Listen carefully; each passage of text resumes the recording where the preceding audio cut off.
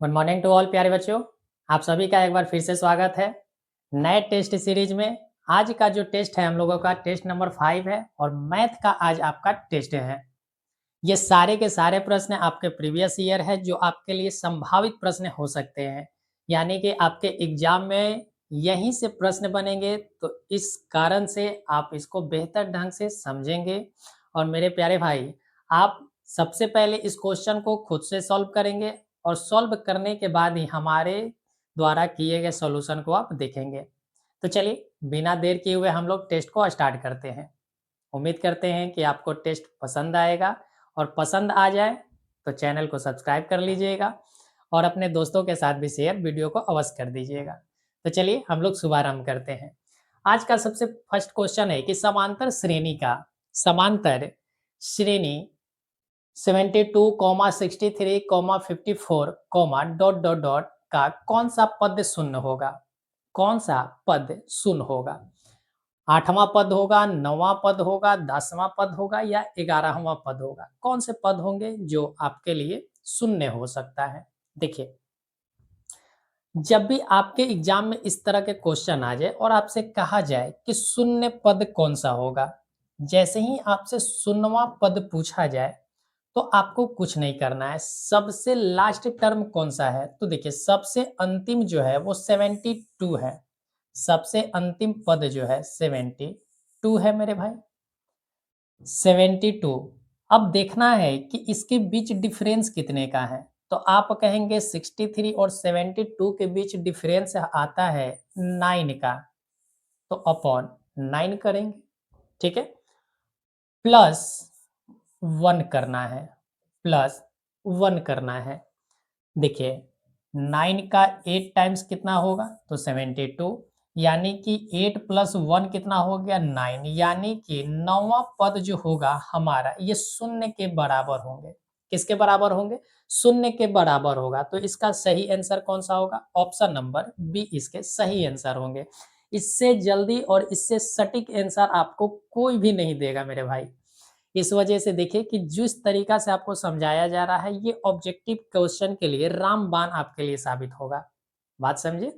चलिए, अगर आपको जानना है कि इसका उत्तर क्या 9 सही में आएंगे या नहीं आएंगे, तो चलिए हम इसके फॉर्मूला से आपको बताते हैं। फॉर्मूला से देख लेते हैं। चल, देखिए, हमसे पूछा गया है कौन सा पद शून्य होगा, तो हम मान लेते हैं कि एनवा पद शून्य होगा। एनवा पद शून्य होगा। एनवा पद क्या होगा? शून्य होगा। सबसे फर्स्ट टर्म यानी कि ए जो दिया गया है हमारा क्या है? तो आप कहेंगे कि 72 है हमारा। उसके बाद हम डिफरेंस देखेंगे कि डिफरेंस कितने का है। तो सेकेंड टर्म में से फर्स्ट टर्म को घटाते हैं, यानी 63 में से अगर 72 को घटाएंगे तो मेरे भाई कितना होगा? तो आप कहेंगे कि सर माइनस का 9 होगा। माइनस का 9 होगा। 63 में से 72 घटाते हैं तो माइनस का 9 हो जाएगा, ठीक है। चल, अब यहाँ पर फॉर्मूला लगाते हैं। आपने टीएन का फॉर्मूला पढ़ा होगा, क्या होता है? तो आप कहेंगे A plus N minus 1 into D होता है। टीएन अंतिम पद कौन सा है? एनवा पद शून्य होना चाहिए, यानी कि टीएन हमारा शून्य होगा। इक्वल ए हमारा कितना है? 72 है, प्लस एन हमारा एन का ही वैल्यू निकालना है, माइनस 1। डी कितना है मेरे भाई? तो आप कहेंगे डी का वैल्यू सर माइनस का 9 है, तो माइनस का 9 हम रख लेते हैं। जब इसको सॉल्व करेंगे तो ये 72 इधर आएगा, तो प्लस से इधर क्या होगा? माइनस में हो जाएगा, तो 72 हो गया। इक्वल यहाँ से मेरे भाई n माइनस 1 कर लेते हैं, इंटू माइनस का 9 है। ये देखिए, माइनस से माइनस कैंसिल हो जाएगा।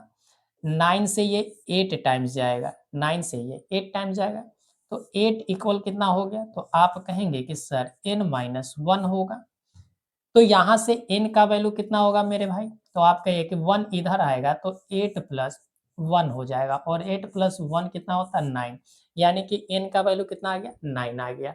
तो इस तरीका से भी हमारा आंसर ऑप्शन नंबर बी ही आ रहा है। तो अब आप शायद इस बात को समझ गए होंगे।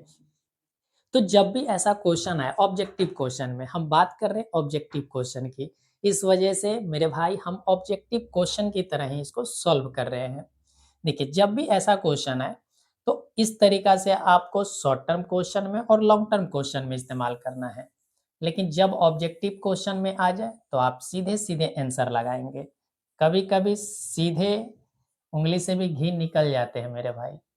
चल देखिए सबसे पहले यहाँ क्या है 72 है तो 72 लिखेंगे, अपॉन कर देना है। गैप कितने का है तो आप कहेंगे सर 9 का गैप है तो अपॉन 9 करेंगे और प्लस 1 कर देना है और यहीं से हमारा उत्तर आ जाएगा। तो इस तरीका से आप सॉल्व करेंगे जब भी ऐसा क्वेश्चन आए तब। ठीक है, चल नेक्स्ट क्वेश्चन पे चलते हैं। नेक्स्ट क्वेश्चन है बिंदुओं ए कॉस थीटा कॉमा 0 तथा 0 कॉमा ए साइन थीटा के बीच की दूरी क्या होगा। 2a होगा, a होगा, 3a होगा या 4a होंगे, क्या हो सकता है। देखिए आपको पता है बीच का दूरी निकालने का फॉर्मूला क्या होता है। दूरी का फॉर्मूला आपको लगाना है।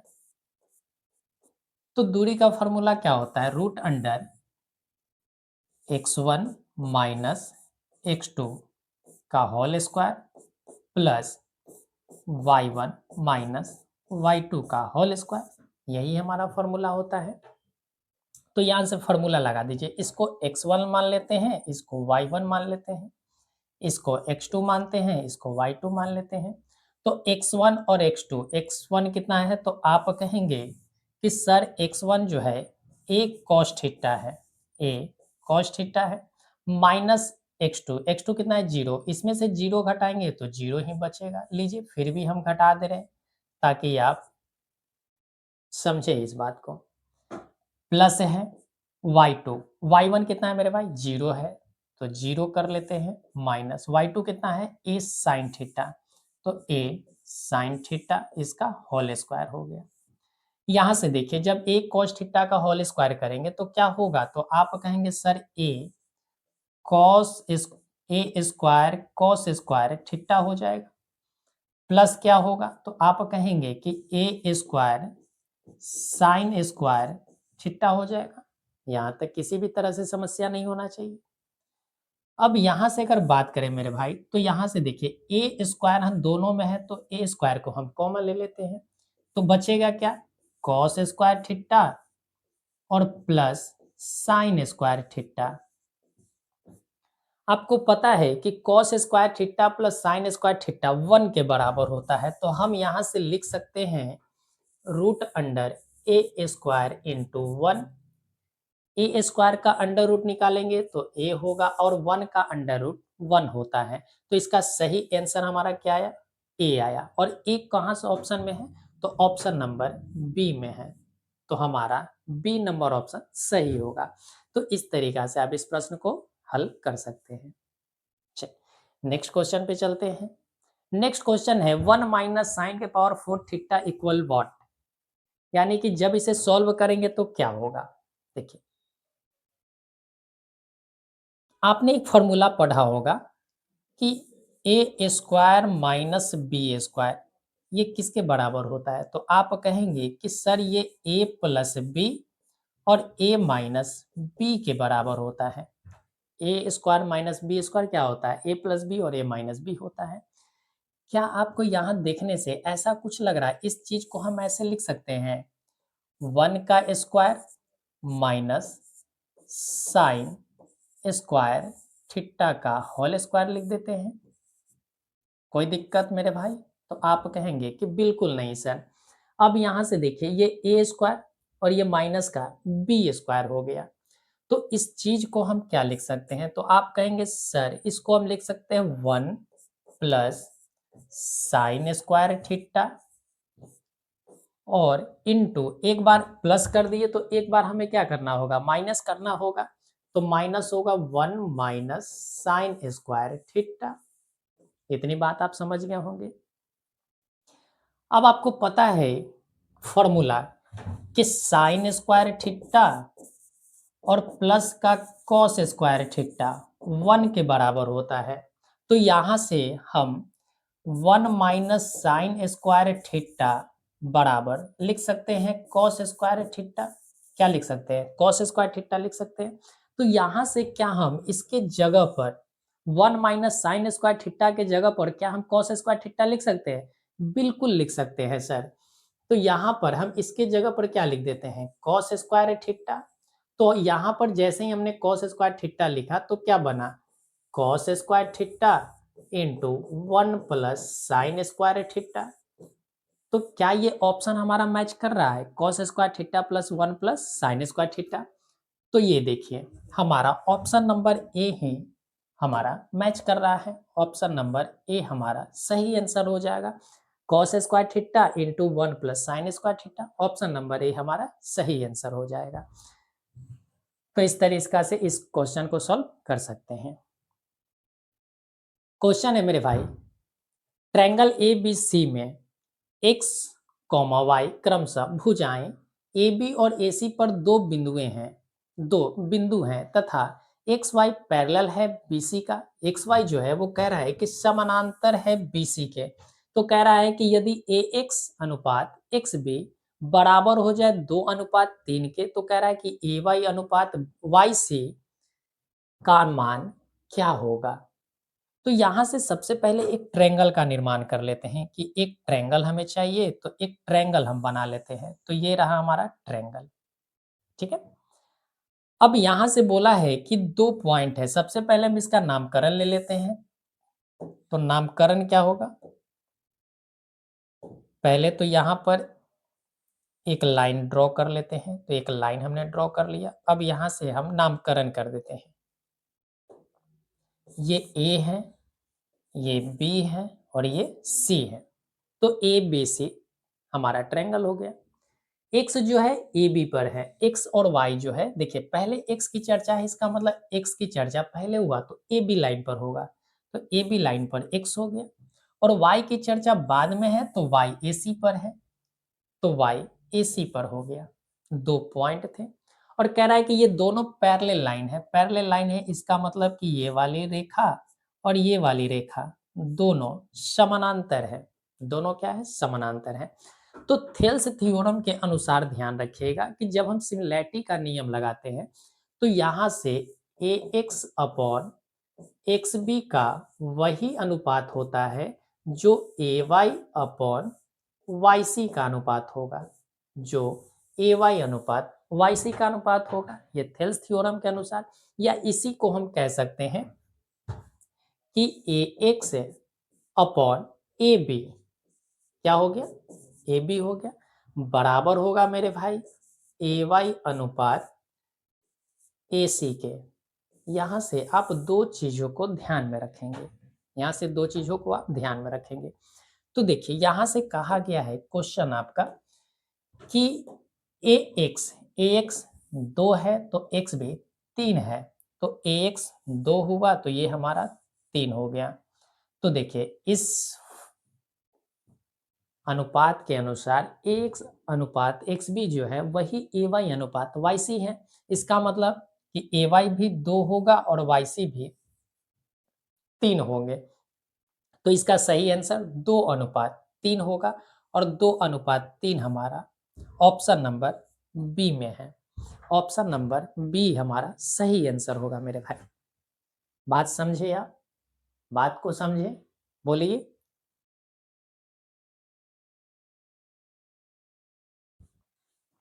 चल नेक्स्ट क्वेश्चन। दो समरूप त्रिभुजों के क्षेत्रफल का अनुपात 121 अनुपात 64 है। तो कह रहा है उनके संगत माध्यिकाओं का अनुपात क्या होगा। देखिए पहले हम आपको थ्योरी पढ़ा दे रहे हैं, उसके बाद आप इस क्वेश्चन को सॉल्व कर लेंगे। जैसे एक ट्रायंगल ये है और एक ट्रायंगल हम बना लेते हैं ये, ठीक है। एक छोटा ट्रायंगल बना लेते हैं, एक बड़ा ट्रायंगल बना लेते हैं। यहां से आप देखेंगे तो जैसे ये ए है, बी है और सी है। ये एक्स वाई जेड, ठीक है। हमने माना कि ये एंगल थीटा है और ये भी एंगल थीटा है। ये एंगल अल्फा है तो ये एंगल भी हमने माना कि अल्फा है। ये एंगल बीटा हमने माना तो ये एंगल भी हमने बीटा मान लिया। यहां से आप समझ गए होंगे।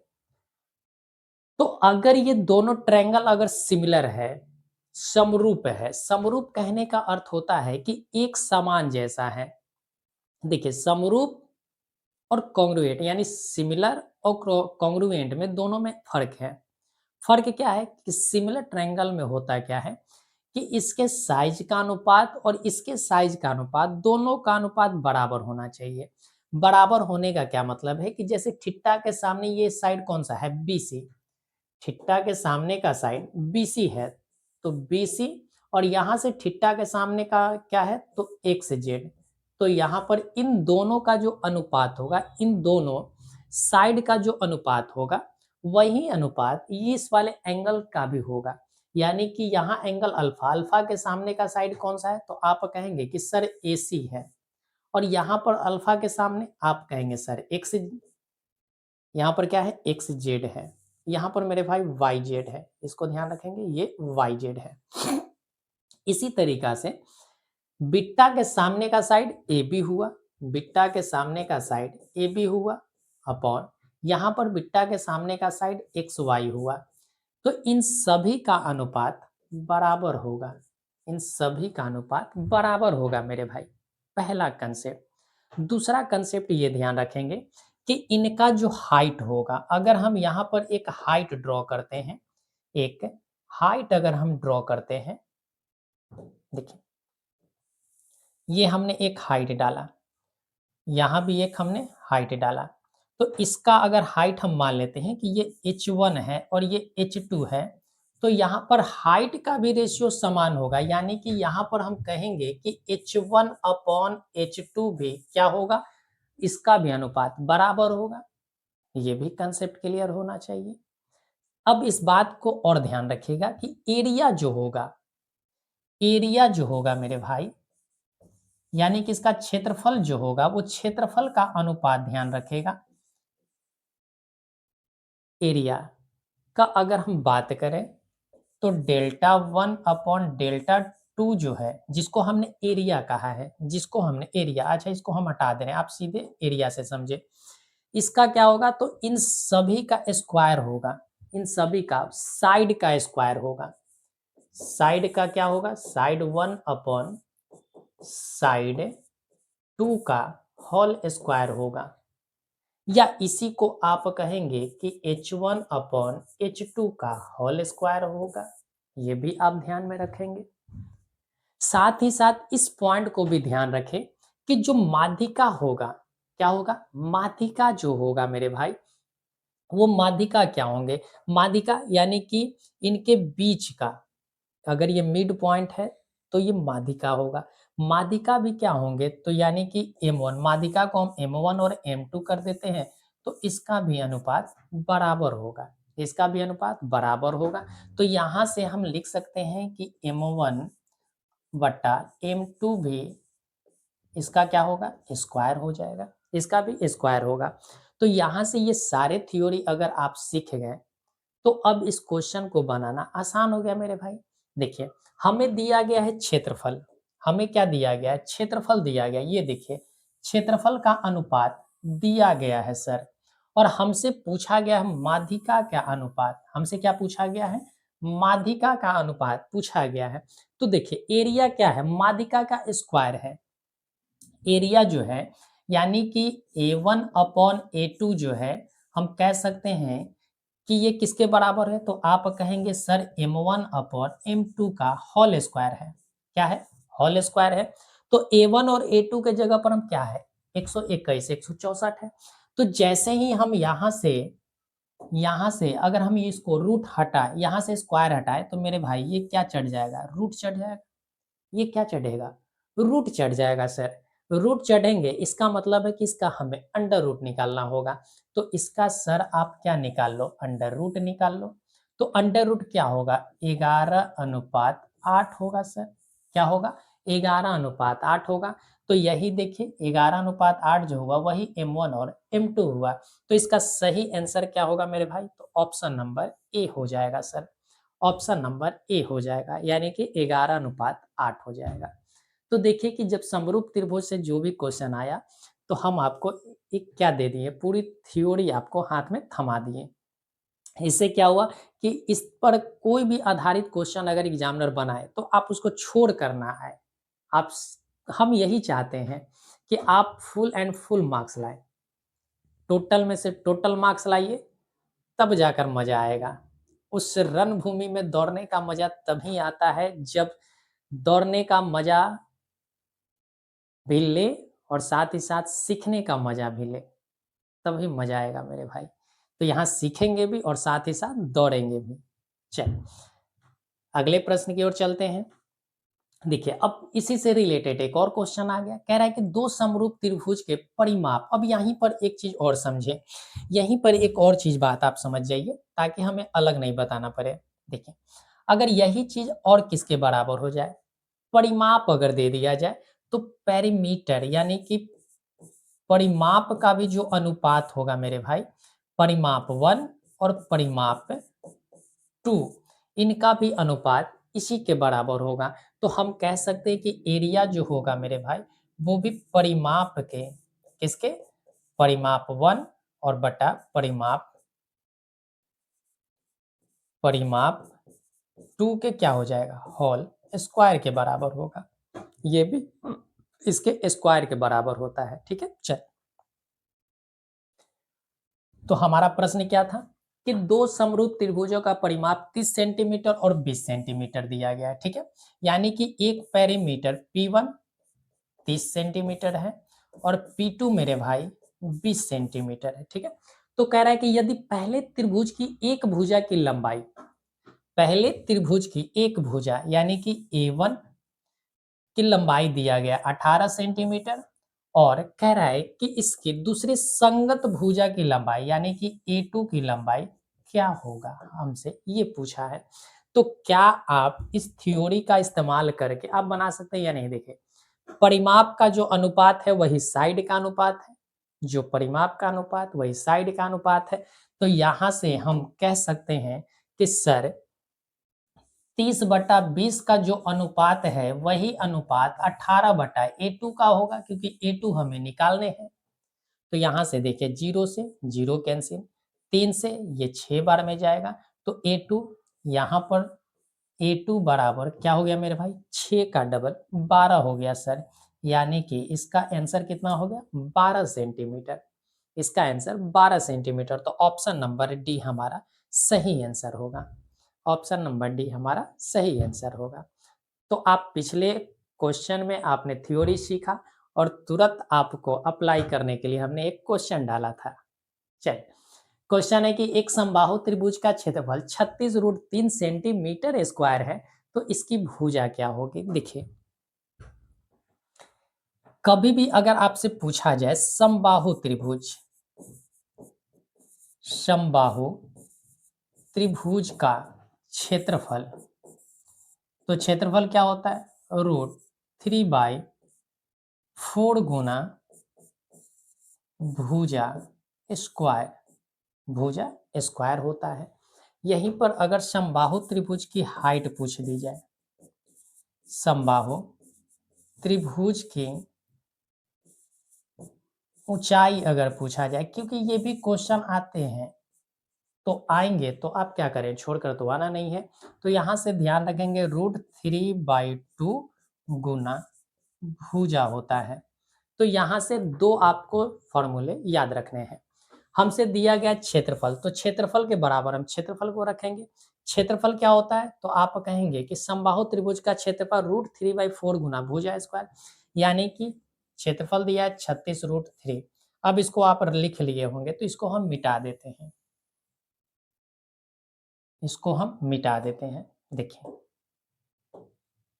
क्षेत्रफल कितना है, 36√3 है, बराबर √3/4 गुना भुजा स्क्वायर, भुजा को हमने ए मान लिया।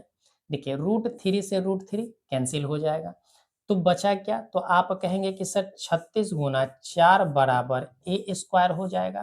तो यहाँ से ए का वैल्यू क्या होगा, तो आप कहेंगे कि सर 36 गुना 4 पर अंडर रूट चढ़ जाएगा, और जैसे ही अंडर रूट चढ़ा तो 36 का अंडर रूट आप कहेंगे कि सर 6 होता है। 36 का अंडर रूट 6 होता है और 4 का अंडर रूट 2 होता है।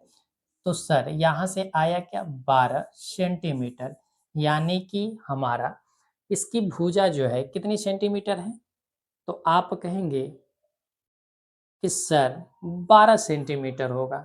यहाँ पर आप इसको सुधार लेंगे,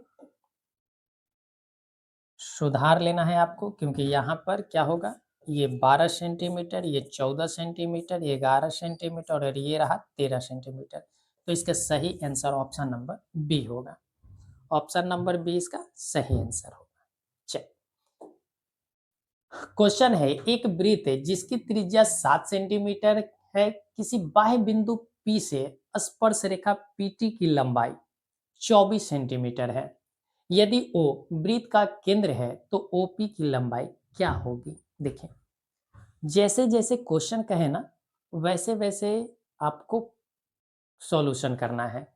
देखिए, कहा है कि एक वृत्त है, तो हम एक वृत्त बना लेते हैं। ये रहा हमारा वृत्त रहा, हमने वृत्त बनाया। अब कह रहा है कि वृत्त की त्रिज्या 7 सेंटीमीटर है। कोई बात नहीं, 7 सेंटीमीटर है तो r का वैल्यू हम लिखेंगे कि r जो है वो 7 सेंटीमीटर का है। कह रहा है कि किसी बाह्य बिंदु से, किसी बाह्य पॉइंट से कह रहा है, तो हमने ये पॉइंट माना कि ये पॉइंट है हमारा, ठीक है, ये पॉइंट P हो गया। अब कह रहा है कि इस पॉइंट P से एक स्पर्श रेखा PT खींचा गया है, ठीक है, यानी एक स्पर्श रेखा खींचा गया है, तो हम एक स्पर्श रेखा खींच लेते हैं।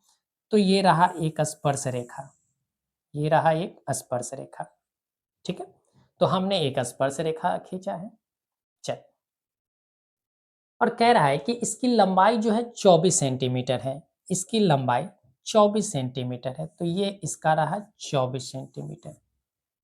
कह रहा है कि इसका सेंटर O है, इसका सेंटर O है, तो हमने सेंटर बनाया और सेंटर को O बनाया। इसकी त्रिज्या कह रहा था कि 7 सेंटीमीटर है, तो हमने ये त्रिज्या इसको यहाँ मिलाया। तो हमेशा ध्यान रखिएगा कि अगर कोई ट्रायंगल है, यदि कोई ट्रायंगल है, ट्रायंगल के सेंटर से अगर स्पर्श रेखा पर, वृत्त के स्पर्श रेखा पर अगर ट्रायंगल से अगर हम मिलाते हैं त्रिज्या को, तो ये स्पर्श रेखा पर 90 डिग्री का एंगल बनाता है। कितने डिग्री का एंगल बनाएगा, 90 डिग्री का एंगल बनाता है। तो ये वाली जो एंगल होगी वो 90 डिग्री का होगा। कितने डिग्री का होगा, 90 डिग्री का एंगल होगा। तो कह रहा है कि OP की लंबाई ज्ञात करनी है। OP, OP की लंबाई यहाँ पर ज्ञात करना है, तो हम OP बना लेते हैं। देखिए, ये रहा OP, तो OP की लंबाई आपको निकालना है। ये हमारा क्वेश्चन था। 24 हो गया, यहाँ पर आप देखेंगे तो ये 7 सेंटीमीटर का है। तो क्या आपको यहाँ पर एक राइट एंगल ट्रायंगल बनता हुआ दिख रहा है? प्यारे बच्चे, क्या आपको यहाँ पर एक राइट एंगल ट्रायंगल बनता हुआ दिख रहा है, यानी कि एक समकोण त्रिभुज बनता हुआ क्या आपको दिखाई दे रहे हैं? तो कहेंगे जी सर, बिल्कुल हमें दिखाई दे रहा है। ये वाला जो पॉइंट है, देखिए एक पॉइंट है 0 जहां पर 90 डिग्री है, ये P है, इसका नाम था T, इसका नाम था T। जहां 90 डिग्री है वहां T है, तो इस पॉइंट को T हमने बनाया। और उसके बाद 90 के सामने हमारा कर्ण है, तो ये वाला पॉइंट O बना देते हैं, ये वाली पॉइंट को हम T बना दे, इस पॉइंट को हम P बना देते हैं। इस पॉइंट को हमने P बनाया। अब देखिए ये 24, PT कितना है, 24 है। हमारा OT कितना है, तो आप कहेंगे 7 है। तो हमसे OP की लंबाई पूछा है, तो OP की लंबाई क्या होगा, तो आप पाइथागोरस का नियम आप जानते हैं कि परपेंडिकुलर का स्क्वायर प्लस बेस का स्क्वायर का अंडर रूट होता है। तो इसके लिए हम क्या लिखेंगे, रूट अंडर 24 का स्क्वायर, 24 का स्क्वायर प्लस 7 का स्क्वायर, प्लस 7 का स्क्वायर। 24 का स्क्वायर मेरे भाई कितना होता है, तो सर आप कहेंगे कि 576 होता है, प्लस 7 का स्क्वायर मेरे भाई 49 होता है। जब इसको जोड़ेंगे तो कितना होगा, 625 होगा, 625 होगा। तो 625 का अंडर रूट कितना होगा, तो आप कहेंगे सर 25 होगा, यानी कि OP की जो लंबाई आया 25 सेंटीमीटर आया, OP की लंबाई 25 सेंटीमीटर आया। तो इसका सही आंसर ऑप्शन नंबर C होगा। सही आंसर ऑप्शन नंबर सी हो जाएंगे। अब आपको लग रहा होगा कि सर इतना तेजी में आप कैलकुलेशन क्यों किए। मेरे भाई अगर आप अच्छे ढंग से हमारी सेट को आप कंप्लीट कर रहे होंगे तो आपको हमने एक ट्रिपलेट नियम दिया था। क्या? कि जहां 3 दिखाई दे 4 दिखाई दे तो 5 होगा, यानी 3 4 5। एक हमने दिया था आपको 5 12 13 का ट्रिपलेट। एक हमने दिया था 8 15 और 17 का नियम दिया था। और एक हमने दिया था आपको 7 24 25 का।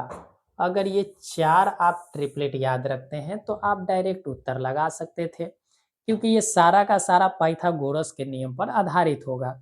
ये बड़ा वाला हमेशा हाइपोटेनस होता है, ये एच का वैल्यू होगा, और इन दोनों में से कोई भी पी हो सकता है और कोई भी बी हो सकता है। तो हमें 7 दिख रहा था 24 दिख रहा था तो डायरेक्ट हम लगाते 25, डायरेक्ट लगाते 25, क्वेश्चन पढ़ने की भी जरूरत नहीं पड़ती।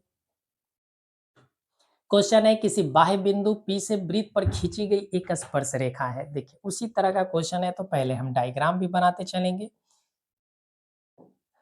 क्वेश्चन है आपका कि एक हमारा क्या है, तो एक हमारा वृत्त है किसी बाह्य बिंदु P से, किसी बाह्य बिंदु हमने ये माना, इससे कह रहा है कि एक स्पर्श रेखा खींचा गया है, तो एक स्पर्श रेखा हम खींच लेते हैं। तो ये रहा, एक स्पर्श रेखा हमने खींच लिया तो हो गया, ये हमारा एक स्पर्श रेखा है। और कह रहा है कि स्पर्श रेखा की लंबाई 17 सेंटीमीटर है, इसकी लंबाई 17 सेंटीमीटर है। ये P पॉइंट है और P से हमने एक स्पर्श रेखा खींचा। कह रहा है कि तो उसी वृत्त पर खींची गई दूसरी स्पर्श रेखा की लंबाई क्या होगा। तो P से, इसी P से हमें खींचना है एक और स्पर्श रेखा। तो यहीं से एक और स्पर्श रेखा हमने खींचा मेरे भाई। तो कह रहा है कि इसकी लंबाई क्या होगी, इसकी लंबाई क्या होगी आपसे पूछा गया है। तो हमेशा ध्यान रखिएगा कि अगर ये सेंटर है, हमने ये सेंटर मान लिया ओ, यहाँ हम मिलाएंगे तो ये 90 डिग्री, इसको भी मिलाएंगे तो 90 डिग्री, यानी कि ये भी 90 और ये भी 90। ठीक है। अब इसी तरीका से इसको अगर हम ओ से मिला दें, P को O से मिला देंगे तो यहाँ पर दो ट्रायंगल हमें बनता हुआ दिखाई देगा।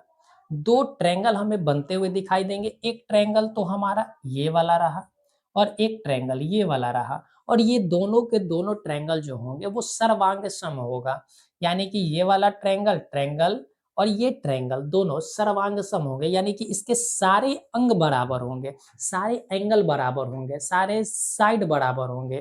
तो इस वजह से अगर ये सर्वांग सम हुआ तो हम कह सकते हैं कि जो लंबाई इस स्पर्श रेखा की है वही लंबाई इस स्पर्श रेखा की होगी, यानी कि इसकी भी लंबाई मेरे भाई 17 सेंटीमीटर होगा।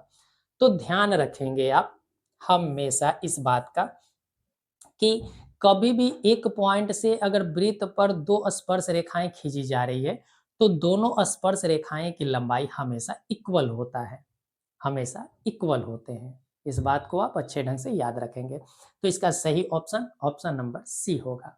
चल नेक्स्ट क्वेश्चन की ओर। कह रहा है कि यदि 7 सेंटीमीटर त्रिज्या वाले वृत्त के लघु वृत्त खंड का क्षेत्रफल 14 सेंटीमीटर स्क्वायर है। कह रहा है कि एक 7 सेंटीमीटर त्रिज्या वाला वृत्त है, उसमें कह रहा है कि लघु वृत्त खंड का क्षेत्रफल 14 सेंटीमीटर स्क्वायर दिया है। तो कह रहा है कि दीर्घ वृत्त खंड का क्षेत्रफल क्या होगा। देखिए इसको सबसे सरल तरीका से हम बनाने का आपको उपाय बता रहे हैं कि आपको बनाना कैसे है। देखिए एक वृत्त है, सबसे पहले समझिए मेरे भाई कि वृत्त में एक होता है त्रिज्य खंड और एक होता है आपका, एक होता है त्रिज्य खंड और एक होता है वृत्तखंड। त्रिज्य खंड हम किसको कहते हैं, सबसे पहले इस बात को समझेंगे। त्रिज्य खंड किसको कहते हैं। त्रिज्य खंड यानी कि त्रिज्या के द्वारा बना हुआ क्षेत्र, त्रिज्या के द्वारा बना हुआ क्षेत्र त्रिज्य खंड कहलाता है। ये त्रिज्या है, तो इस त्रिज्या के द्वारा बना हुआ जो खंड है मेरे भाई ये वाला, इसको हम कहेंगे त्रिज्य खंड, इसको कहेंगे त्रिज्य खंड। ये हमारा है त्रिज्य खंड, और ये त्रिज्य खंड छोटा वाला है, इस वजह से हम इसे कहेंगे लघु त्रिज्य खंड। और अगर इस वाले की बात करें तो ये भी त्रिज्य खंड है, क्योंकि ये त्रिज्या और ये त्रिज्या इसके ये दोनों है, तो ये बड़ा त्रिज्या है, तो इसको हम कहेंगे दीर्घ त्रिज्य खंड, दीर्घ त्रिज्य खंड कहेंगे।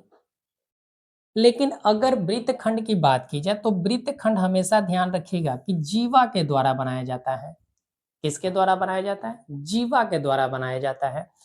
तो ये वाला जो एरिया आपको दिख रहा है ये भी एक वृत्तखंड है और ये भी एक वृत्तखंड है, तो इसको हम कहते हैं दीर्घ वृत्तखंड, दीर्घ वृत्तखंड। और इसको हम कहते हैं लघु वृत्तखंड, इसको कहते हैं लघु वृत्तखंड कहते हैं। ठीक है, बात समझ में आ गया होगा कि त्रिज्य खंड क्या होता है और वृत्तखंड क्या होता है, दोनों बातें आपको अंतर समझ में आ गए होंगे।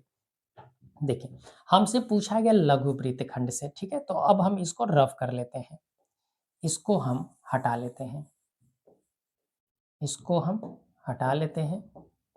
चलो, ये तो हटेगा नहीं, इस पे हम सॉल्व करते हैं। देखिए, अगर बात की जाए तो यहाँ पर अगर इसका एरिया हम निकालें तो दीर्घ वृत्तखंड और लघु वृत्तखंड, अगर हम वृत्त का एरिया कहें कि वृत्त का क्षेत्रफल क्या होगा, तो इस वृत्त का क्षेत्रफल आप कहेंगे कि दीर्घ वृत्तखंड, दीर्घ वृत्तखंड प्लस लघु वृत्तखंड हो जाएगा। दीर्घ वृत्तखंड और लघु वृत्तखंड इन दोनों का एरिया अगर जोड़ दे तो पूरा वृत्त का क्षेत्रफल हो जाएगा। वृत्त का क्षेत्रफल क्या होता है, तो आप कहेंगे कि सर पाई आर स्क्वायर होता है, तो पाई आर स्क्वायर बराबर दीर्घ वृत्तखंड का हमसे पूछा है, तो दीर्घ वृत्तखंड को यहीं पे रखते हैं, तो ये रहा दीर्घ वृत्तखंड। और यहाँ पर हमें लघु वृत्तखंड का एरिया दिया गया है, कितना है, तो आप कहेंगे सर 14 है, तो 14 रख लेते हैं।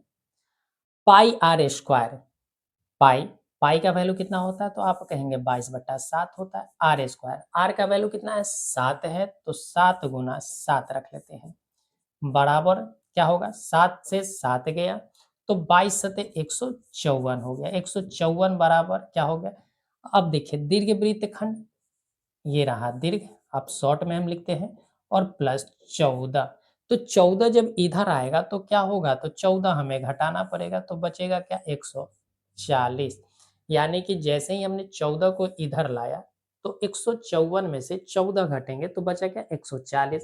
तो इसका सही आंसर क्या होगा, option number A, 140 centimetre square.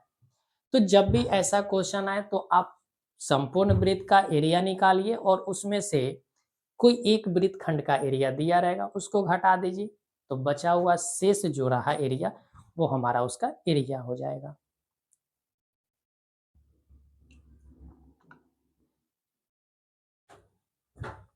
Next question कह रहा है कि एक वृत्त का क्षेत्रफल 154 सेंटीमीटर स्क्वायर है, तो इसका व्यास क्या होगा।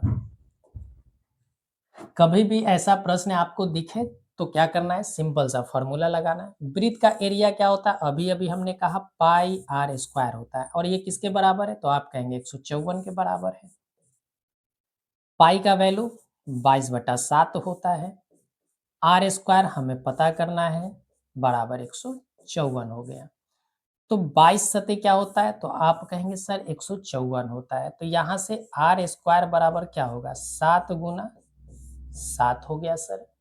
तो आर का वैल्यू क्या होगा, तो आप कहेंगे √7 सर, तो आर का वैल्यू 7 हो गया, आर का वैल्यू 7। तो हमसे व्यास पूछा है, हमसे त्रिज्या नहीं पूछा है, हमसे व्यास पूछा है, यानी कि डी का वैल्यू जो होता है वो त्रिज्या का डबल होता है, त्रिज्या का डबल। तो 2 गुना त्रिज्या कितना है मेरे भाई, 7, तो 7 का डबल कितना हो, 14 सेंटीमीटर। तो इसका आंसर कितना हो गया, 14 सेंटीमीटर। ऑप्शन नंबर ए इसका सही आंसर होगा। उम्मीद करते हैं कि आपको ये सारी बातें समझ में आ रहे होंगे मेरे भाई। फिर भी अगर आपको लगता है कि सर हमें समझ में नहीं आ रहे हैं तो आप अवश्य कमेंट में बताइएगा कि आपको कहाँ पर समझ में नहीं आते हैं। क्या हमने तेजी से पढ़ाया आपको, या और हमें रफ्तार पकड़ना चाहिए, या आपको कुछ भी आपको मन में सजेशन आता है या आपको लगता है कि सर इस टॉपिक से हमें पढ़ा दीजिए, तो आप कमेंट में अवश्य बताइए कि सर उस टॉपिक से हमारा वीडियो एक बना दीजिए, अवश्य बना देंगे। चलिए, क्वेश्चन है कि दो रैखिक समीकरण के लेखा चित्र यदि समपाती रेखाएं हैं, कैसी रेखाएं हैं? समपाती रेखाएं हैं, तो कह रहा है कि उनके कितने हल होंगे। अब समझिए कि समपाती रेखाएं क्या होते हैं। समपाती रेखाएं हम उसे कहते हैं जो एक दूसरे के ऊपर हो, एक दूसरे के ऊपर है। अब एक दूसरे के ऊपर कहने का अर्थ क्या है कि जैसे एक लाइन हमने ये बनाया, एक लाइन हमने ये बनाया, अब इसी एक लाइन पर एक और लाइन आ रहा है, इसी लाइन पर हम एक और लाइन बना देते हैं, इसी पर एक लाइन आएगा और इसी पर एक लाइन इस पर ओवरलैप कर जाएगा, इसी पर क्या कर जाएगा? ओवरलैप कर जाएगा। तो ये एक दूसरे के लिए संपाती कहलाएंगे, ये एक दूसरे के लिए संपाती कहलाएंगे। तो यहाँ होगा क्या मेरे भाई? यहाँ पर होगा कि संपाती के लिए A1 अपॉन A2 जो होगा वो बराबर होगा B1 अपॉन B2 के, और बराबर होगा C1 अपॉन C2 के। जब भी ऐसा क्वेश्चन आ जाए संपाती वाले, तो आप ध्यान रखिएगा कि A1 upon A2 equal B1 upon B2 equal C1 upon C2 होता है। तो इसके अनंत हल होते हैं। क्या होते हैं? अनंत हल होते हैं। तो इसका सही आंसर क्या होगा? अनगिनत हल, यानी कि ऑप्शन नंबर सी हो जाएगा। अब अनगिनत कहिए या अनंत कहिए, दोनों में कोई फर्क नहीं है, दोनों में किसी भी प्रकार का फर्क नहीं होगा। बात समझी? चल, क्वेश्चन है हमारा समीकरण 2x minus y minus three equal zero एवं 12x plus 7y minus 5 equal zero के आलेख किस प्रकार की सरल रेखाएं होंगे। तो देखिए, आपको हमने पढ़ाया कि तीन चीजें आपको यहां से ध्यान रखना है। तीन बातें कौन कौन सी ध्यान रखनी है? पहली पॉइंट कि अगर a1 upon a2 b1 upon b2 बराबर c1 अपॉन c2 हो जाए, ठीक है, तो इनके हल कैसे होंगे? तो हल क्या होगा? तो आप कहेंगे कि अनंत हल होगा। क्या होगा? अनंत हल होगा। और अनंत हल के साथ साथ और क्या होंगे? तो अभी हमने कहा कि एक दूसरे के ऊपर, यहां देखिए ये क्या था? संपाती था। क्या था? संपाती था। तो हम कह सकते हैं यहां से कि इसके हल तो होंगे, इसके अनंत हल तो होंगे, लेकिन साथ ही साथ ये संपाती भी होगा। कैसा होगा? संपाती होगा। इस बात को आप समझे या नहीं समझे, पहले तो हमें ये बताइए। संपाती होगा, ठीक है। इसी को हम आश्रित भी कहते हैं और संगत भी कहते हैं। इसी को हम आश्रित भी कहते हैं और इसी को हम संगत भी कह देते हैं कि संगत हल होगा इसका। बात समझे? पहला पॉइंट क्लियर हुआ। सेकंड पॉइंट की अगर हम बात करें, तो अगर कभी भी a1 upon a2 not equal हो जाए b1 अपॉन b2 के, हमने क्या कहा कि a1 अपॉन a2 जो है नॉट इक्वल हो जाए b1 अपॉन b2 के, तो इसके सिर्फ एक हल होंगे। इसके क्या होंगे? सिर्फ एक हल होगा, सिर्फ एक हल होगा। और एक हल है, इसका मतलब है कि ये प्रतिच्छेदी होगा। ये क्या होगा? प्रतिच्छेदी रेखाएं होंगे। कैसे रेखाएं होंगे? प्रतिच्छेदी रेखाएं होंगे। और साथ ही साथ अविरोधी होगा, अविरोधी होगा, यानी कि इसका कोई भी विरोध नहीं करेगा। बात समझे? और साथ ही साथ ये भी पॉइंट ध्यान रखेंगे कि संगत होगा। कैसा होगा? संगत निकाय होगा। क्या होगा? संगत निकाय होगा। अब थर्ड पॉइंट आपको ध्यान रखना है क्या, कि यदि a1 अपॉन a2 बराबर हो जाए b1 अपॉन b2 के, लेकिन इक्वल ना हो c1 अपॉन c2 के, इक्वल ना हो c1 अपॉन c2 के, तो इसका कोई भी हल नहीं होगा, इसका कोई भी हल नहीं होगा, ध्यान रखेंगे, कोई हल नहीं होगा। और कोई हल नहीं होगा इसका मतलब विरोधी होगा। क्या होगा? विरोधी होगा। और विरोधी होगा तो असंगत होगा। क्या होगा? असंगत होगा। इतनी बात समझे या नहीं समझे? अगर असंगत है तो हम कहेंगे कि ये समानांतर होगा। ये क्या होगा? समानांतर होगा। समानांतर रेखाएं होगा। समानांतर कहने का मतलब है कि एक ये जा रहा है तो एक ऐसे जा रहा है, ये दोनों का मिलन कभी नहीं होगा। बात समझे? प्रतिच्छेदी का मतलब कि एक ऐसे जा रहा है तो एक ऐसे जा रहा है, तो ये प्रतिच्छेदी हो गया। ये ओवरलैपिंग अभी हमने समझाया पिछले क्वेश्चन में। तो यहाँ से अब आप इस सारे चीजों को आप लिख लीजिए। ये एग्जाम में आने ही आने हैं, यहाँ से क्वेश्चन आना ही आना है, इस वजह से इसको हम बार बार आपको समझा रहे हैं। चल, तो यहाँ से देखिए, अब क्वेश्चन हम यहाँ से सॉल्व करते हैं।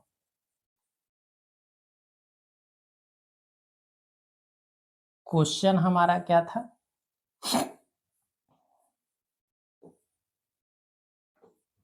चल, क्वेश्चन हमारा 2x माइनस वाई माइनस 3 बराबर 0 है, और एक है 12x प्लस 7y माइनस 5 बराबर 0। तो हमें देखना है a1 अपॉन a2 करते हैं तो 2 अपॉन 12, दूसरा है माइनस 1 अपॉन 7, वाई के पहले कुछ नहीं है तो 1 है, और विद साइन लेना है, साइन के साथ जाना है आपको।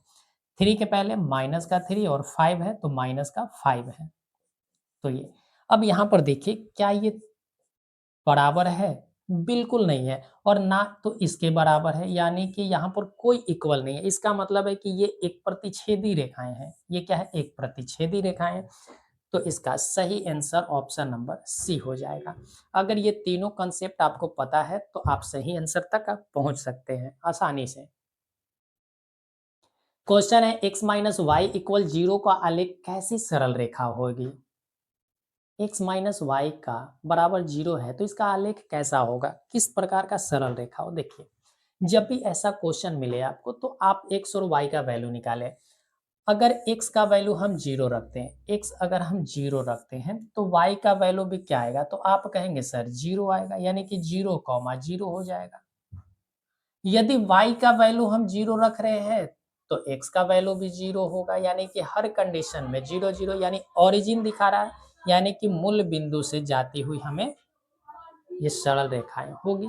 यानी ये रेखाएं जो होगी वो मूल बिंदु से, चाहे x पर हो चाहे y पर हो, ये दोनों मूल बिंदु से गुजरेगा, ओरिजिन से गुजरेगा। क्वेश्चन है, निम्नलिखित में से कौन सा द्विघात समीकरण है? द्विघात समीकरण का अर्थ है कि मैक्सिमम पावर हमें 2 चाहिए, मैक्सिमम पावर 2 चाहिए। तो हम यहाँ पर मैक्सिमम पावर को ढूंढने का प्रयास करेंगे। थोड़ा सा लॉजिकल होना है। कैसे? देखिए, अगर इन दोनों को गुना करेंगे तो a प्लस बी है और a माइनस बी है, तो यहाँ से एक्स स्क्वायर हो जाएगा। इन दोनों को गुना करेंगे तो एक्स स्क्वायर, और यहाँ है एक्स स्क्वायर, यहाँ भी है एक्स स्क्वायर। जब ये एक्स स्क्वायर इधर आएगा तो इधर का माइनस एक्स स्क्वायर हो जाएगा। क्या हो जाएगा? माइनस का एक्स स्क्वायर हो जाएगा। तो ये दोनों चीजें जो है आपस में कैंसिल हो जाएंगे, तो उसके बाद हमें कुछ भी बचेगा नहीं। दूसरी बात कि यहाँ पर मैक्सिमम पावर क्यू है, मैक्सिमम पावर क्यूब है, जो क्यूब हटेगा नहीं, कटेगा नहीं, तो हमारा ऑप्शन नंबर ए नहीं होगा। इसी तरह से अगर देखा जाए मेरे भाई, तो यहाँ एक्स स्क्वायर, यहाँ स्क्वायर है तो एक्स स्क्वायर हो जाएगा। उसके बाद कहीं भी हमें एक्स स्क्वायर नहीं दिख रहा है, इसका मतलब कि ये हो सकता है। अभी रुक जाएंगे यहाँ पर। अब यहाँ चेक करते हैं, यहाँ पर देखो 2x स्क्वायर को अगर x से कॉमा गुना करेंगे तो ये क्या बन जाएगा? 2x क्यूब बन जाएगा। क्या यहाँ पर 2x क्यूब है? नहीं है, तो ये भी नहीं होगा। यहाँ पर देखिए 2 गुना 2 2x स्क्वायर हो जाएगा मेरे भाई, 4x स्क्वायर हो जाएगा।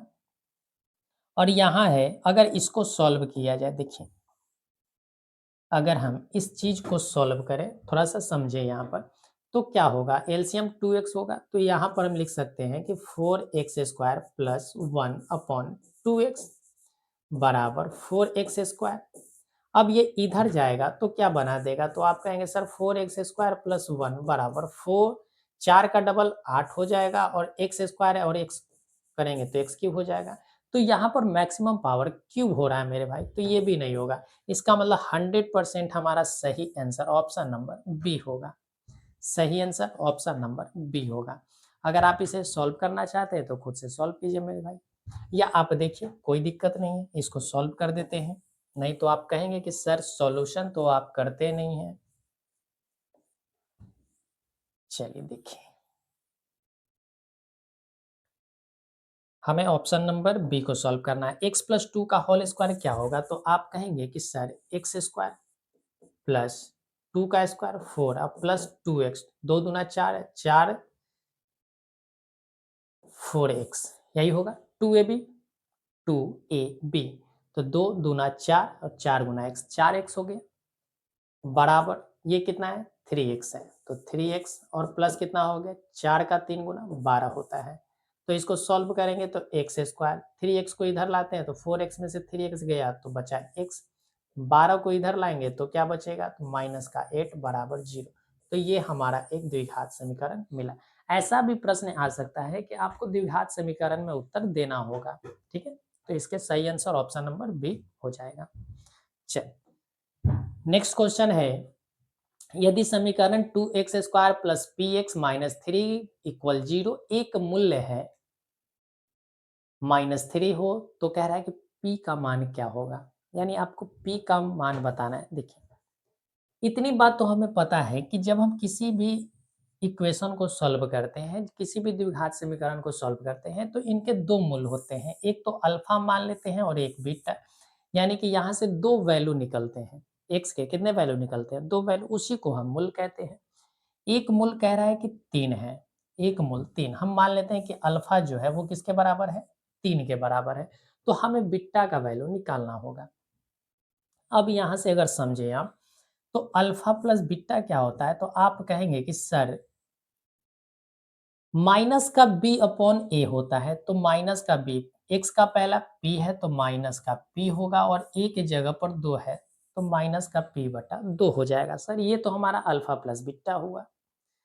इसी तरीका से अगर हम बात करें कि अल्फा इंटू बीटा क्या होता है, तो आप कहेंगे कि सर अल्फा इंटू बीटा होता है सी अपॉन ए, तो सी है -3 और ए का वैल्यू है मेरे भाई 2, ए का वैल्यू है 2। तो यहाँ से अगर आप देखें तो अल्फा है -3, अल्फा क्या है -3, अल्फा है -3, हम पेन चेंज कर लेते हैं ताकि आपको दिखाई दे। अल्फा है -3, तो -3 और प्लस बीटा बराबर हो गया माइनस का पी अपॉन 2, माइनस का पी अपॉन 2 हो गया। यहाँ से अगर हम बीटा का वैल्यू निकालें, यहाँ से अगर आप समझे, बीटा का वैल्यू अगर हम निकालते हैं तो क्या होगा, बीटा का वैल्यू आप निकालेंगे तो बीटा बराबर होगा, तो आप कहेंगे कि सर -3 अपॉन 2 अल्फा हो जाएगा, 2 अल्फा हो जाएगा, यही होगा। अब यहाँ से अल्फा का वैल्यू अगर देखा जाए, अल्फा का वैल्यू अगर देखा जाए तो है कितना मेरे भाई, तो आप कहेंगे कि सर माइनस का 3 है, अल्फा का वैल्यू क्या है माइनस का 3 है, तो बीटा बराबर हम क्या लिखेंगे, यहाँ पर लिखेंगे -3 अपॉन 2 इंटू माइनस का 3, यानी माइनस का 3 और माइनस का 3 कैंसिल हो गया, तो बीटा का वैल्यू आया हमारा यहाँ से 1/2, बीटा का वैल्यू 1/2। तो यहाँ से हम बीटा का वैल्यू रख देते हैं, यहाँ से बीटा का वैल्यू हम रख देते हैं। तो बीटा का वैल्यू अगर यहाँ पर रखें, देखिए यहाँ पर हमें रखना है इस वाले इक्वेशन में, इक्वेशन फर्स्ट में, तो माइनस का 3 प्लस का 1/2 हो गया बराबर माइनस का पी अपॉन 2 हो गया। इसका एलसीएम लेंगे तो 2 होगा मेरे भाई, 3 का डबल 6, तो -6 और प्लस 1 बराबर माइनस का पी, और बट्टा क्या है 2 है, 2 से 2 कैंसिल हो जाएंगे, 2 से 2 क्या होगा कैंसिल हो जाएगा। तो 6 में से 1 गया तो आप कहेंगे सर माइनस का 5 बराबर माइनस का पी हो गया, माइनस का पी हो गया।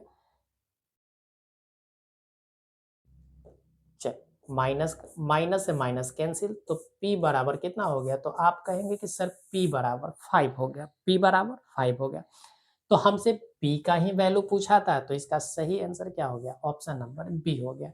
यानी कि यहाँ पर आपको अल्फा प्लस बीटा और अल्फा इंटू बीटा दोनों का साथ लेकर चलना है, तभी आंसर निकल पाएंगे। बात समझे, कोई दिक्कत इसमें नहीं होना चाहिए। अच्छा, इसके एक और भी तरीका हो सकते हैं, एक और तरीका हो सकता है अगर आप समझने का प्रयास करें तो। देखिए कैसे,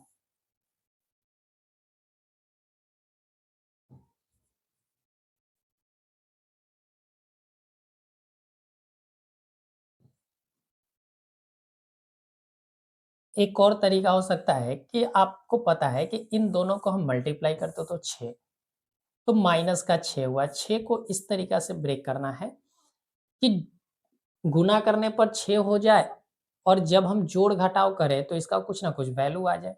तो देखिए एक वैल्यू तो दिया गया है कि -3 होगा, तो अगला वैल्यू श्योर है मेरे भाई कि 2 होगा, अगला वैल्यू 2 होगा, क्योंकि एक माइनस में दिया है तो एक क्या होगा, प्लस में, तो ये भी क्या हो गया, तो आप कहेंगे कि अगर ये माइनस में है इसका मतलब कि ये दोनों का उत्तर प्लस में होगा, 3 और 2 6 होना चाहिए, तो 3 + 2 5 तभी उत्तर हो सकते हैं, लेकिन उतना आपको जाने बिल्कुल नहीं है। चल, क्वेश्चन है कि ए के किन मानों के लिए द्विघात समीकरण 9x² + 3kx + 4 = 0 के मूल वास्तविक और समान होंगे।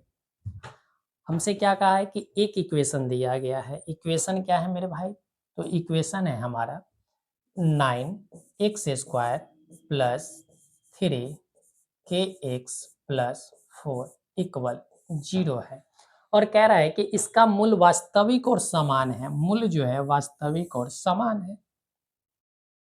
तो आपको पता है कि हमने पढ़ाया है आपको कि अगर b² - 4ac अगर बड़ा हो जाए 0 से, तो हम कहते हैं कि इसके मूल वास्तविक होंगे और असमान होगा, वास्तविक और असमान होगा। लेकिन जब आपसे b² - 4ac बराबर हो जाए 0 के, तब हम कहते हैं कि इसके मूल वास्तविक और समान होता है। लेकिन जब इसका वैल्यू b² - 4ac ये छोटा हो जाए 0 से भी, तब हम कहते हैं कि इसके मूल एक काल्पनिक होंगे, इसके मूल काल्पनिक होंगे। हमसे कहा है कि बराबर होना चाहिए यानी समान होना चाहिए और वास्तविक, तो b² - 4ac फॉर्मूला लगा देते हैं। तो यहाँ से फॉर्मूला क्या हुआ, b² - 4ac बराबर 0, यानी कि b² बराबर क्या होगा, 4ac b², तो b² कितना हो गया, 3k का होल स्क्वायर बराबर, क्योंकि x का कोफिशिएंट क्या है 3k, तो 3k का स्क्वायर प्लस 4, a कितना है, तो आप कहेंगे x² कोफिशिएंट 9 है और c कितना है, तो आप कहेंगे सर 4 है। तो यहाँ से 3k² का सॉल्व करेंगे तो क्या होगा, तो 3k का होल स्क्वायर है तो 9k² हो जाएगा, बराबर होगा 4 × 9 × 4, तो 9 से 9 कैंसिल हो जाएगा, तो बचा क्या, यहाँ पर अगर देखा जाए तो k² बराबर बचा 16, तो k का वैल्यू क्या होगा, तो आप कहेंगे कि √16, तो k बराबर यहाँ से वैल्यू आ जाएगा मेरे भाई ±4, ±4 आ जाएगा। तो इसका सही आंसर कौन सा होगा, ऑप्शन नंबर ए हो जाएगा। इसके सही आंसर ऑप्शन नंबर ए हो जाएंगे, आप इसको नोट कर लीजिए।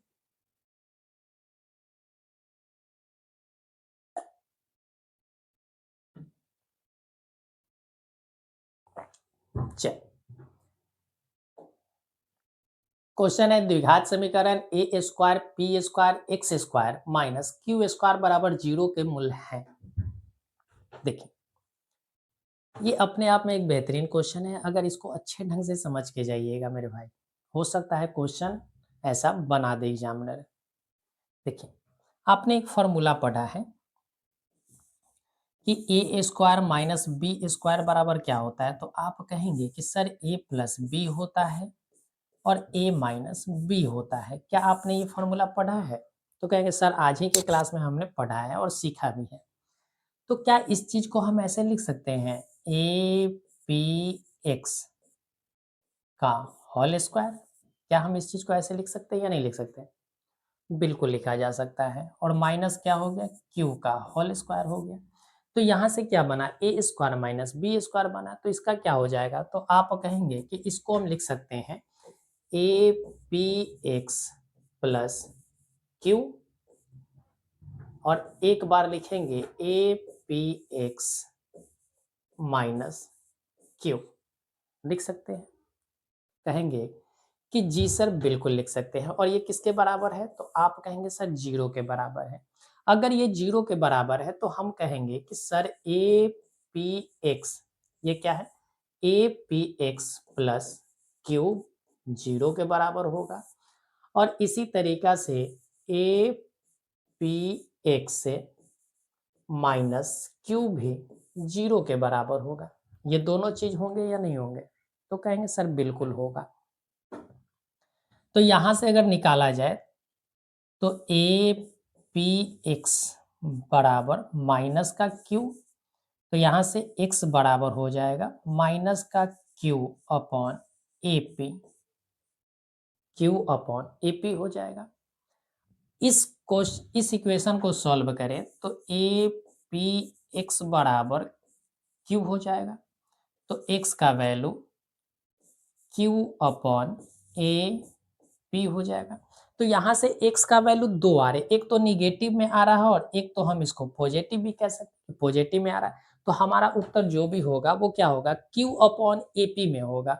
और साथ ही साथ प्लस माइनस दोनों होना चाहिए। क्या कोई आंसर है? तो ये आंसर तो होगा नहीं, ये भी नहीं होगा। बचा बी और सी। बी तो क्यों नीचे है, ये भी नहीं। तो बचा डी नंबर। डी नंबर में आप इसको सुधार लीजिएगा मेरे भाई, यहाँ ऑप्शन हमने गलत डाला है। इसको प्लस माइनस दोनों करके लिखेंगे। तो इसका सही आंसर ऑप्शन नंबर डी हो जाएगा। ऑप्शन नंबर डी इसका सही आंसर होगा। आगे बढ़ जाए, चल आगे बढ़ते हैं। क्वेश्चन है, यदि x square plus three P x plus three P square equal zero के मूल अल्फा बीटा हो तथा alpha square plus beta square बराबर 5 है, तो पी का मान क्या होगा? आपको पी का वैल्यू बताना है कि क्या होगा। देखिए,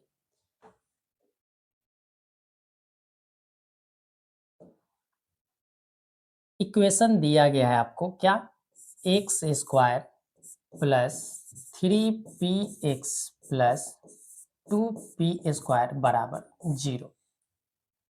अगर हम यहाँ से अल्फा प्लस बीटा निकालें तो अल्फा प्लस बीटा क्या होगा, तो आप कहेंगे सर माइनस का बी अपॉन ए। तो एक्स का कोफिशिएंट है थ्री पी, तो माइनस का थ्री पी और ए की जगह पर वन है तो वन छोड़ देते हैं।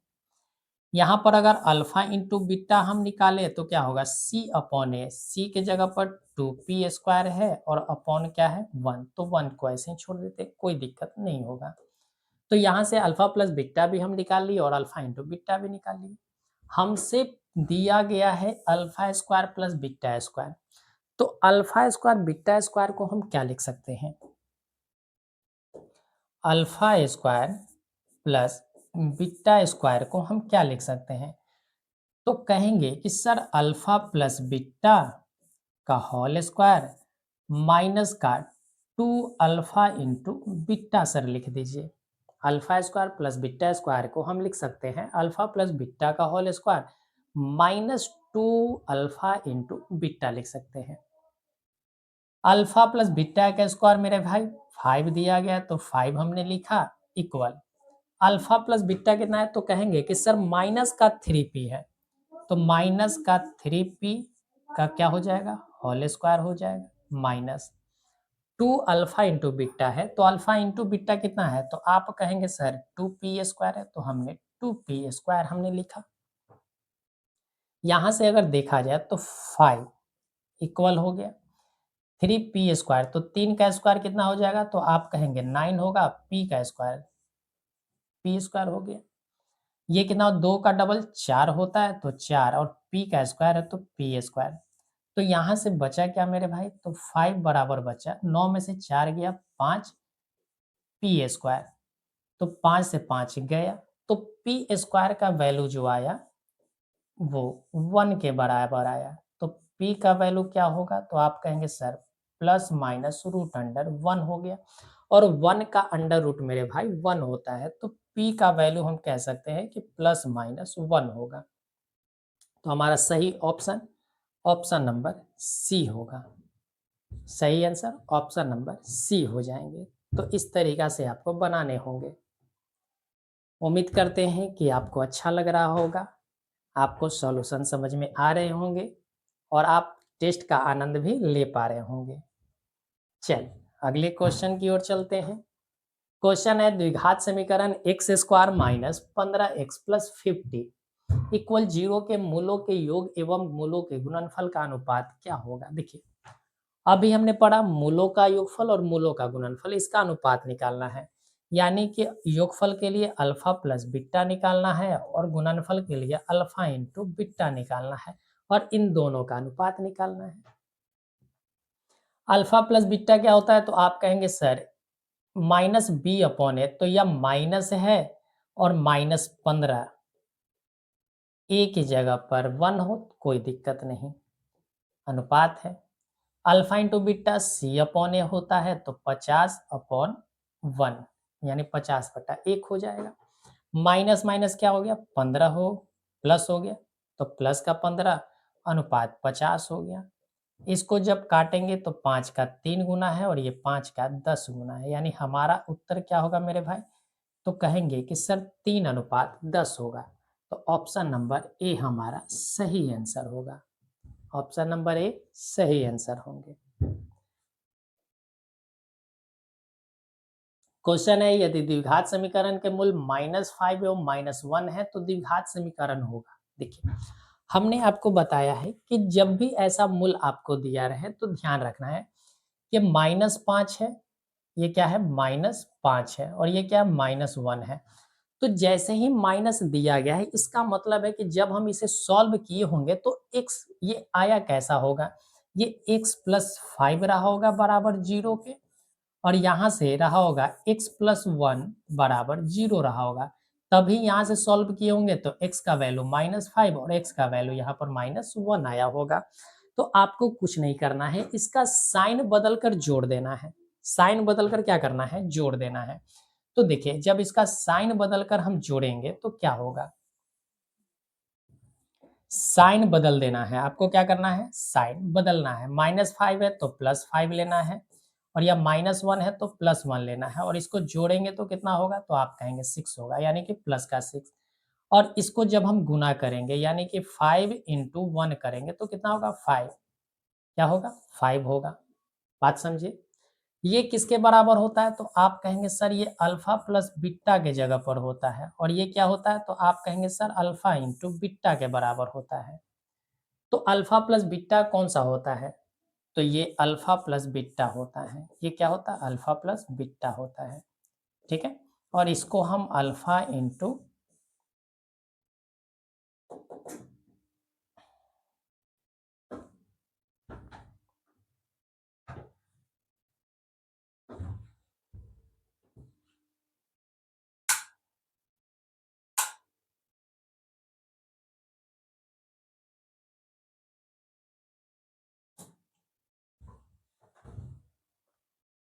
लाइट कट गया मेरा दोस्त। चलिए तो मेरे भाई थोड़ी सी आपको ज्ञान की बातें हो जाए। देखिए आपका एग्ज़ाम बहुत ही नज़दीक है मेरे भाई, और एग्ज़ाम का डेट भी आ चुका है। आपको पता है कि फरवरी में हमारा एग्ज़ाम होना है, तो आपको जी तोड़ मेहनत करना चाहिए, क्योंकि अभी आपका जितना रिवीजन होगा, जितना आप बेस्ट रिवीजन कर सकते हो करो। जहाँ से रिवीजन करना है वहाँ से करो, लेकिन रिवीजन करें आप, क्योंकि रिवीजन होगा तभी आप बेहतर एग्जाम में कर पाएंगे। आप सोचेंगे कि हर दिन नया नया चीज़ पढ़ते रहें और इसका रिवीजन ना करें तो आपको कोई बेनिफिट मिलने वाला नहीं है। इस वजह से रिवीजन अवश्य करें। यहाँ पर आप देखते हैं कि जब हम सॉल्यूशन करवाते हैं आपको, तो सॉल्यूशन करवाने पर होता क्या है कि हम बहुत सारे ऐसे क्वेश्चन होते हैं जिसको हम बार बार एक्सप्लेन करते हैं, थ्योरी को बार बार एक्सप्लेन करते हैं, और बार बार एक्सप्लेन करने के कारण ही आपको याद होते हैं। यहाँ पर इस टेस्ट देने का एक फायदा ये होता है आपका। बात समझे। चल तो यहाँ से आप ध्यान रखेंगे कि यहाँ x का कोफिशिएंट जो होता है वो अल्फा प्लस बीटा होता है, कांस्टेंट जो वैल्यू होता है वो अल्फा इंटू बीटा होते हैं मेरे भाई। तो हमेशा ध्यान रखिएगा कि x का जो कोफिशिएंट है वो अल्फा प्लस बीटा होता है और जो कांस्टेंट वैल्यू है वो अल्फा इंटू बीटा होता है। तो देखिए x का कोफिशिएंट हमें प्लस का 6 रखना है और अल्फा इंटू बीटा हमें प्लस का 5 रखना है। तो इस वजह से हमारा सही आंसर ऑप्शन नंबर ए हो जाएगा। ऑप्शन नंबर ए हमारा सही आंसर होगा। अगर इस तरीका से आप समझते हैं तो ठीक है, नहीं समझते हैं तो कोई बात नहीं, कोई भी पैनिक नहीं होगा मेरे भाई। आपको दूसरे तरीका से समझाते हैं, चलिए समझते हैं। अब यहाँ पर दूसरे तरीका से सीखने का मतलब हुआ कि आपको हर ऑप्शन को चेक करना होगा, हर ऑप्शन को बना बना कर चेक करना होगा। तो चलिए चेक करते हैं। यहाँ देखें, क्या हम इसको ऐसे लिख सकते हैं, एक्स स्क्वायर प्लस 5 है तो 5 को हम क्या कर सकते हैं 5x, 5 गुना 1 क्या है 5 है, 5 को ब्रेक करेंगे तो 5 गुना 1 लिखेंगे। तो 5x प्लस एक्स लिख सकते हैं, 6 को क्या लिख सकते हैं 5x प्लस एक्स प्लस 5 बराबर 0 हो गया। तो यहाँ से x कॉमन लेते हैं तो क्या बचेगा x प्लस 5 बचेगा, और यहाँ से प्लस का 1 कॉमन लेते हैं तो x प्लस 5 बचेगा। तो यहाँ से आप देख रहे हैं कि दोनों में x प्लस 5 कॉमन है तो x प्लस 5 हमने कॉमन लिया। तो बचा क्या x प्लस 1, x प्लस 1 बराबर 0। तो देखिए कि जो हमने बातें बताया था कि x प्लस 5 भी 0 के बराबर, तो x का वैल्यू क्या हो गया माइनस का 5, और x प्लस 1 अगर 0 के बराबर है तो x का वैल्यू भी क्या हो गया माइनस का 1। तो हमेशा ध्यान रखेंगे कि जब भी इस तरीका का क्वेश्चन मिले तो आपको यहाँ पर साइन को बदल देना है। साइन को क्या करना है बदल देना है, बदल कर एक बार जोड़ना है और एक बार घटाना है और यहाँ पर सेट कर देना है। ठीक है, चल क्वेश्चन है √81/2 है एक क्या परिमेय संख्या है, अपरिमेय संख्या है, पूर्णांक संख्या है, या इनमें से कोई नहीं। देखिए परिमेय संख्या का अर्थ होता है कि जिसको हम p/q के रूप में लिख सकते हैं और जहां पर q 0 के बराबर नहीं होना चाहिए। अपरिमेय संख्या किसको कहते हैं जिसको हम p/q के फॉर्म में नहीं लिख सकते।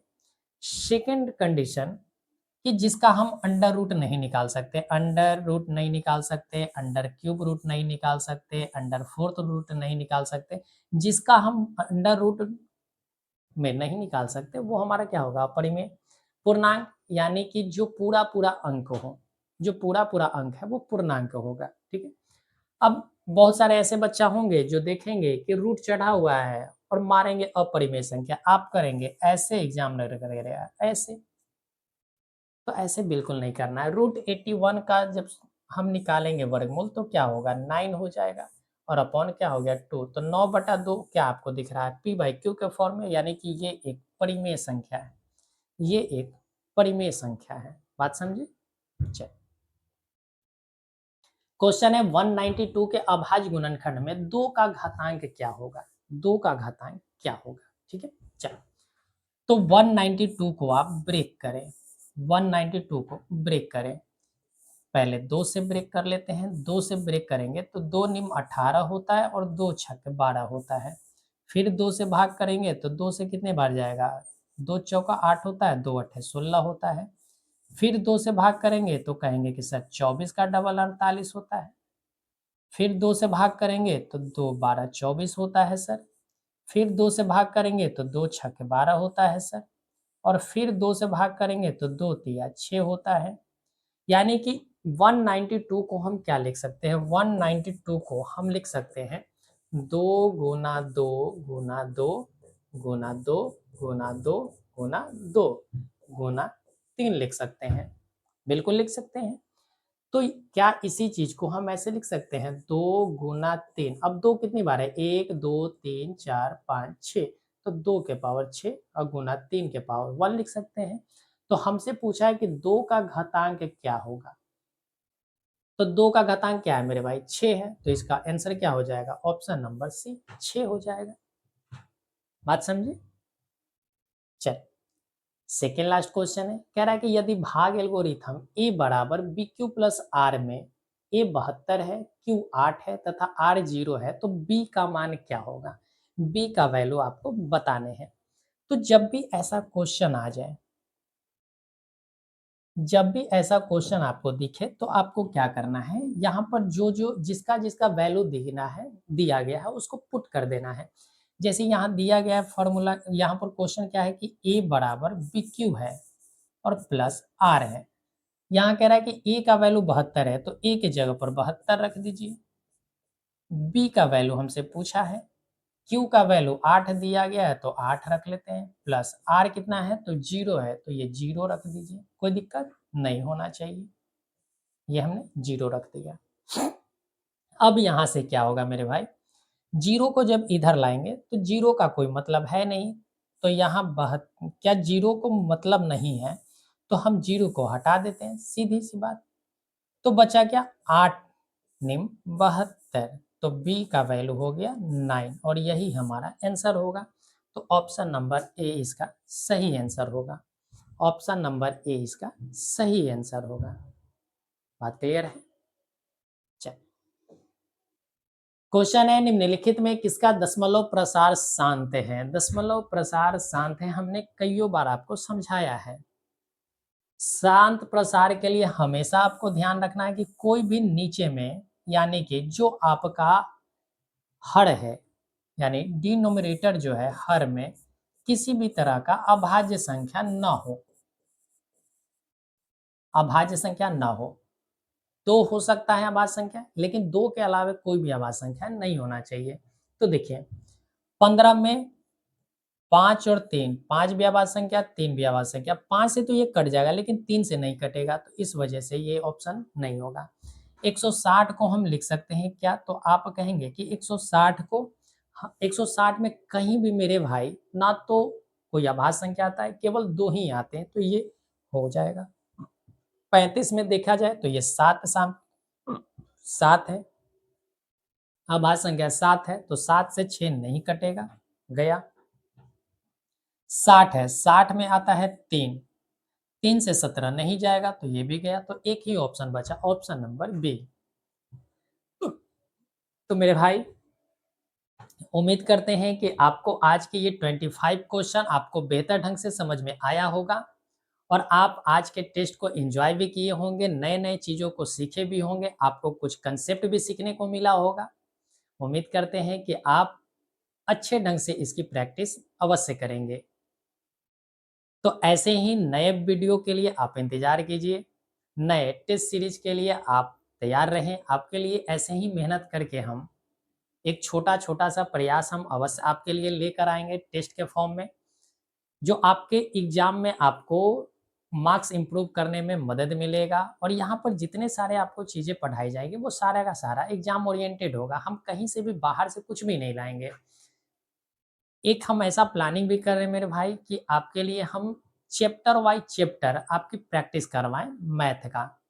जो आपके एग्जाम में पूछा हुआ सवाल है, उन सारे क्वेश्चन को चैप्टर बाय चैप्टर आपको प्रैक्टिस करवा दिया जाए, ताकि आपको एग्जाम में वहां से क्वेश्चन लड़ जाए।